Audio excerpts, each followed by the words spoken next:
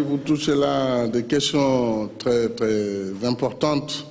Oui, je suis rentré de Ouagadougou hier soir et nous avons tous été très émus lorsque, au moment du passage de témoin, le lieutenant-colonel Zida, qui exerçait jusque-là les fonctions de chef de l'État, remettait les charges à travers le drapeau national au nouveau président choisi par consensus à la suite de l'adoption de la charte de la transition.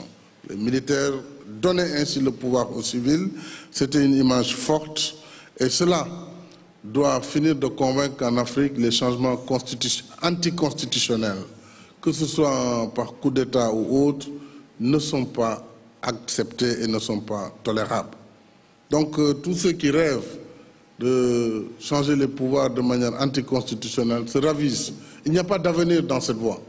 Alors, il est clair que tout cela est parti d'une volonté de changement de la Constitution. Et je pense que la leçon doit être apprise pour tout le monde, qu'il peut y avoir un danger à changer de manière unilatérale les règles du jeu.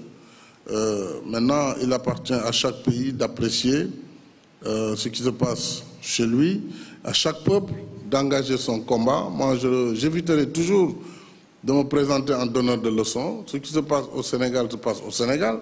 Bien sûr, nous avons des valeurs communes, qui sont des valeurs universelles de démocratie, de liberté. Mais il appartient à chaque peuple de s'organiser pour vivre sa démocratie. Au Sénégal, je vous rappelle, il y a moins de 3 ans, nous avons connu le même problème. Or, tout le monde pensait que notre pays était préservé à jamais. C'est pour vous dire qu'une démocratie, il faut toujours la défendre.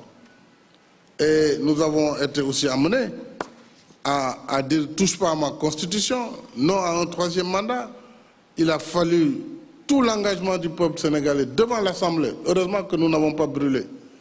Malheureusement, ça n'a pas été le cas à Ouagadougou. Le Parlement a été brûlé pour que finalement le gouvernement retira son projet, qui était un projet antidémocratique. Alors, soyez assurés, avec moi, c'est la réduction des mandats, ce n'est pas l'augmentation. Donc, moi, je n'ai pas de problème de cette nature. J'inviterai, bien sûr, tous ceux qui ont des charges à essayer de respecter autant que faire se peut leur constitution, mais je n'ai pas vraiment de leçon particulière à donner. Je me garderai de le faire.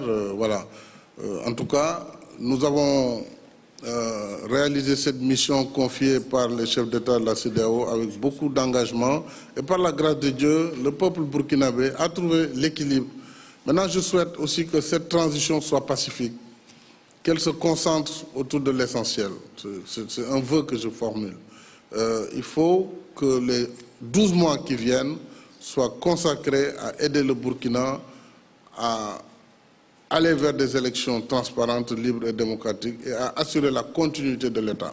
Il me semble que certaines grandes réformes, certains grands chantiers ne devront pouvoir être réalisés qu'avec l'avènement d'un nouveau président élu après la transition. Mais nous sommes là pour accompagner le peuple burkinabé, son gouvernement actuel et donc la CEDEAO et l'ensemble de la communauté internationale.